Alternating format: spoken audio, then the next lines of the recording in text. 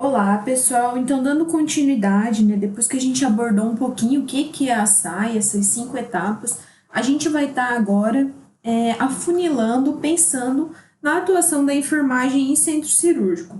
Saibam que ainda existe, né, ainda há muita resistência dessa aplicabilidade da SAEP, né, no período perioperatório em várias instituições, tanto por falta de profissionais, quanto por falta de tempo, né, pela correria do setor, e que isso acaba vulnerabilizando a assistência prestada a esses pacientes, né, aumentando o risco de desenvolverem complicações pós-operatórias, tá?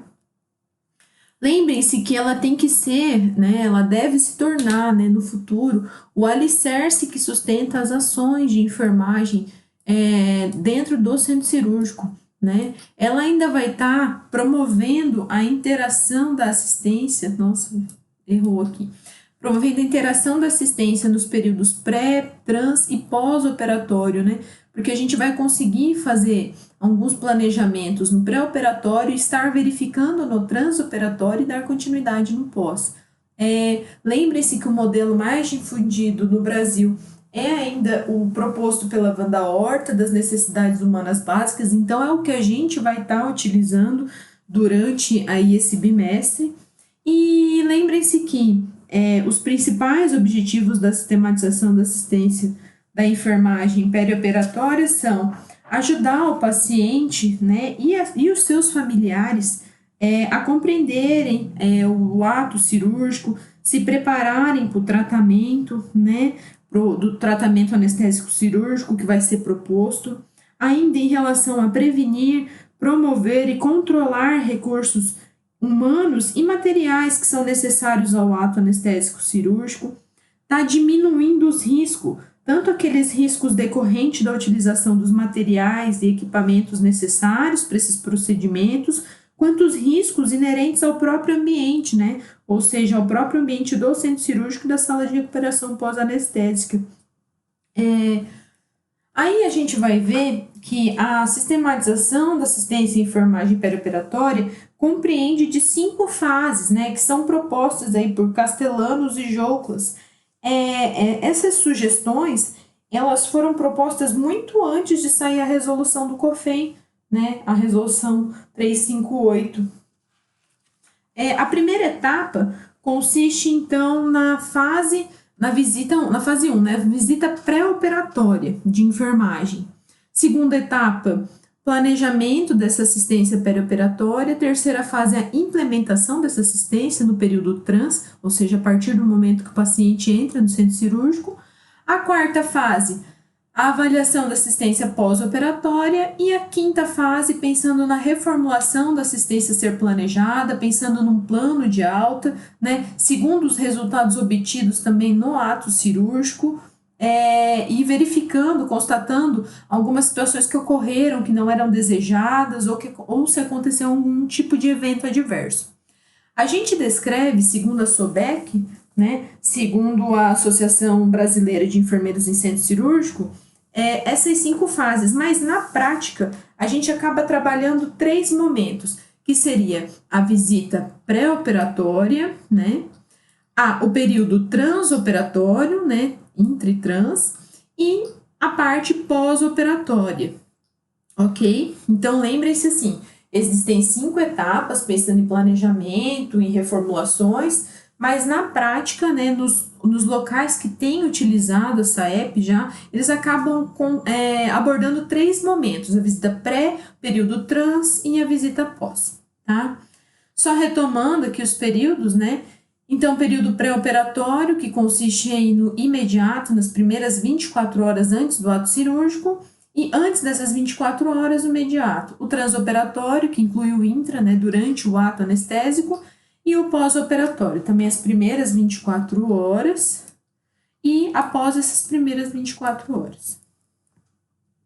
O que a gente vê, então, nessa primeira fase? Né? Essa primeira fase é o primeiro momento em que a gente vai estar fazendo um levantamento do histórico de enfermagem, vai estar realizando o exame físico no paciente. Então, onde que ela acontece? No quarto de internação, quando o enfermeiro vai até à unidade, né, à clínica cirúrgica, e vai fazer uma entrevista com esse paciente. O que ele vai pontuar, né? Coisas que são importantes, principalmente identificar os riscos cirúrgicos que a gente abordou no primeiro bimestre, né? A gente vai estar constatando a presença de alergia, uso de medicação, álcool, drogas, perguntar o estado civil, se esse paciente vai ter ou não um acompanhante, se ele tem algum tipo de religião, né? Se ele tem algum tipo de ritual, qual que é o grau de instrução, se ele já está entendendo um pouco sobre o que vai ser realizado.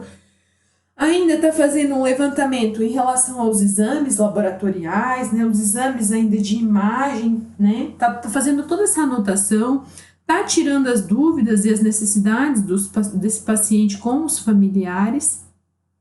E a gente ainda não pode se esquecer que nessa primeira etapa a gente vai ver se ele já tem patologias de base, né? Se ele já tem comorbidades, se ele utiliza alguma medicação de uso contínuo, se ele tem alergia a algum alimento, alguma solução, né? Se ele já fez algum tipo de procedimento cirúrgico, qual foi o tipo de anestesia, se teve alguma complicação, tudo aquilo que poderia aumentar o meu risco durante o ato operatório, tá? Nesse momento, seguindo o protocolo da instituição, a gente ainda vai orientar quanto ao jejum, né, dependendo do procedimento que ele vai estar realizando, tá retirando próteses, adornos, higiene corporal, todos aqueles cuidados que a gente acabou abordando na visita pré-operatória, tá, no primeiro bimestre. Estimular sempre o autocuidado desse paciente é extremamente importante e nunca realizar a parte da tricotomia no máximo 2 horas antes do procedimento, né? Não fazer um dia antes, né? Se for necessário realizar essa tricotomia, no máximo 2 horas antes. Muitas vezes ela é realizada dentro do centro cirúrgico, tá? Nessa primeira etapa, quais vão ser os produtos, né? A gente vai conseguir elencar, depois dessa avaliação, desse levantamento de dados, os diagnósticos, e está fazendo as prescrições de enfermagem para o período transoperatório e durante a sala de recuperação anestésica. Tá? Aí aqui a Pro elencou alguns dos principais diagnósticos de enfermagem que são utilizados dentro do centro cirúrgico, mas que eu vou colocar alguns deles, uma lista no estúdio para vocês estarem tendo maior familiaridade, né? Por exemplo, proteção ineficaz, risco de glicemia estável, tem alguns que não estão aqui, tá? Que a Pro tá falando agora, mas que tem disponível no livro, que vocês vão ler o capítulo.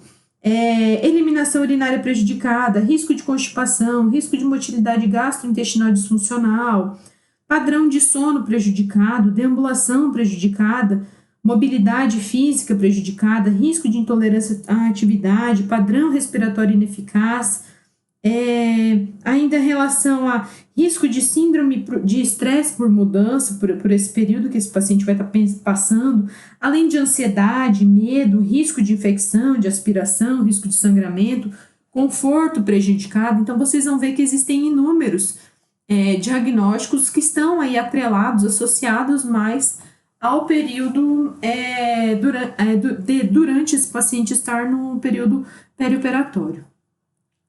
Na visita pré-operatória, a gente tem que lembrar sempre da importância da atuação da enfermagem, como que ela consiste, né? Respeitando a individualidade desse paciente, né? Dos seus direitos, assegurando os seus direitos, continuando o cuidado entre as unidades que o atendem, né? Tá fazendo uma comunicação se ele veio de outra enfermaria, tá fazendo a promoção da recuperação, manutenção do estado de saúde desse indivíduo, esclarecer e reforçar as orientações sobre a cirurgia, sobre o procedimento cirúrgico, sobre a anestesia, ele sempre tem muitas questões relacionadas a isso, né?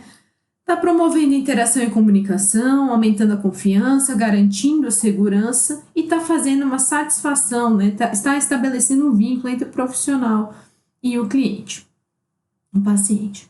Daí a segunda fase seria já no período transoperatório, desde que o paciente é recebido lá no troca-macas, até quando termina aí o procedimento anestésico cirúrgico, tá?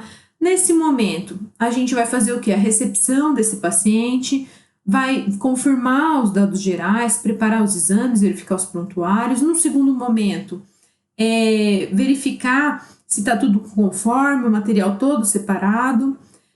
Vai fazer as prescrições que você elencou lá na primeira etapa. E no final, recomenda-se que ainda faça algumas prescrições pós-operatórias, né? Durante o ato operatório aconteceu alguma intercorrência, né? Foi mais demorado que o comum, aumentou o risco de alguma coisa. Então, nesse momento, a gente pode estar aí elencando novas prescrições de enfermagem, tá? O enfermeiro ele vai estar identificando os diagnósticos, propondo intervenções, efetuando sempre, anotando isso, né? E inclusive anotando algumas intercorrências que aconteçam durante o ato operatório. A terceira fase, período pós-operatório, né? Vai compreender todo o período após a realização do procedimento anestésico cirúrgico, que subdivide em 3 momentos: a recuperação anestésica, o pós-operatório imediato, as primeiras 24 horas, e o imediato depois dessas primeiras 24 horas. Aonde que vai acontecer essa terceira etapa, né? No quarto já de internação, quando o paciente já foi para a enfermaria da clínica cirúrgica, a gente vai estar vendo as condições clínicas desse paciente, vai estar fazendo uma avaliação, realizando orientações, pensando já num plano de alta, né? Ouvindo o paciente e os familiares, tirando todas as dúvidas, sabendo como foi isso para o paciente ouvir, né? Lembra lá do ouvir, escutar esse paciente? Tá sempre com a minha equipe, com os treinamentos em dias para estar recebendo esse paciente da melhor forma possível, tá lembrando das linguagens que o paciente pode mostrando para nós, né? Como a linguagem verbal e não verbal, que a gente viu lá em saúde mental, e tá tendo uma satisfação profissional com a sua atuação. Pensando nisso, só para elencar mais um pouquinho, ainda tem sido muito difícil essa aplicabilidade, né, da SAEP, porque muitas instituições, ou seja, muitos hospitais, eles não compreendem, eles não conseguem ver essa importância, a real importância de sistematizar a assistência, né, de ter uma metodologia para evitar complicações. Então, ela ainda não é efetiva em muitas instituições de ensino, né, devido às filosofias institucionais que pouco valorizam o paciente na sua totalidade, ao número reduzido de enfermeiros, a desmotivação desses enfermeiros para estar realizando, porque é algo trabalhoso, a gente sabe que não é algo simples. Qualquer dúvida pode mandar mensagem no fórum, na sala de café ou mandar um e-mail para a Pro. Um beijo.